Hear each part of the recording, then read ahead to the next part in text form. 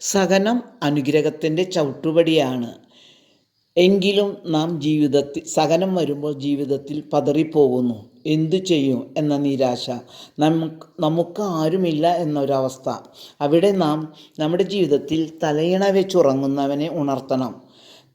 യേശുവേ, ഞാനിതാ നശിക്കുന്നു എന്ന് ശിഷ്യന്മാർ പറഞ്ഞതുപോലെ യേശുവിനെ വിളിക്കേണ്ട സമയം.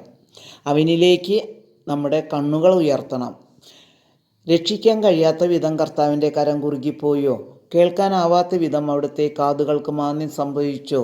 കർത്താവ് നമ്മോട് ചോദിക്കുന്നു. ബൈബിളിൽ ഒരു കഥയുണ്ട്, ലാസറിൻ്റെയും ധനവാന്റെയും. ജീവിതത്തിൽ ധനവാൻ സുഭിക്ഷമായി ജീവിച്ചു. ലാസർ എന്ന ദരിദ്രൻ അവൻ്റെ മേശയിൽ നിന്നും വീഴുന്ന ഭക്ഷണം കൊണ്ട് വിശപ്പടക്കി. ലാസറും ധനവാനും മരിച്ചു. ലാസർ അബ്രാഹത്തിൻ്റെ മടിയിൽ സ്ഥാനം പിടിച്ചു. ധനവാനാകട്ടെ നരകത്തിലും. ദാഹത്താൽ ഒരു തുള്ളി വെള്ളത്തിനു വേണ്ടി പിടഞ്ഞു. അവൻ അറിയാതെ മുകളിലേക്ക് നോക്കിയപ്പോൾ അബ്രാഹത്തിൻ്റെ മടിയിൽ ലാസർ ഇരിക്കുന്നത് കണ്ടു. അവൻ വിളിച്ചു പറഞ്ഞു, അബ്രാഹമേ, ലാസറിനെ അയച്ച് അവൻ്റെ വിരൽ തുമ്പുകൊണ്ട് ഒരു തുള്ളി വെള്ളം എൻ്റെ നാവിൽ ഇറ്റിറ്റു വീഴ്ത്തണമേ എന്ന് അവൻ യാചിച്ചു.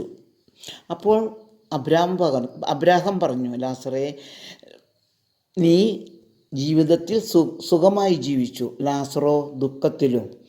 അതുകൊണ്ട് നിനക്ക് വെള്ളം തരുവാനായിട്ട് നമ്മൾ തമ്മിൽ ഒരു ഗർത്തമുണ്ട്, അതുകൊണ്ട് പറ്റില്ല എന്ന് പറഞ്ഞു. നമുക്ക് കർത്താവിലേക്ക്, സമാധാനം നൽകിയവനിലേക്ക് നോക്കാം.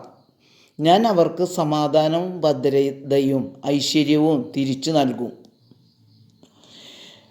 ഞാൻ നിന്നോട് കൂടെയുണ്ട് എന്ന് കർത്താവ് പറയുന്നു. ആമേൻ.